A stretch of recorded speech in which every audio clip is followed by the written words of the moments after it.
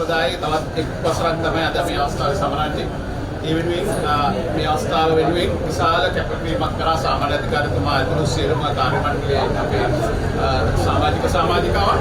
ඉතින් මම වැඩිදුරටත් කතා කරන්න කැමති නැහැ. මේ සම්ප්‍රදාය දිගට පවත්වාගෙන යන්න තමයි අපට අවශ්‍ය වෙන බෞද්ධ සම්ප්‍රදාය. ඉතින් ඒ වෙනුවෙන් පැමිණි ඔබ සියලු දෙනාටම බොහොම ස්තුති වගේ කොටි නිසා දාන්සල සහභාගී වෙන්න නැවත වතාවක් යාත්‍රා සංග්‍රහ කරන්න ආරාධනා කරනවා.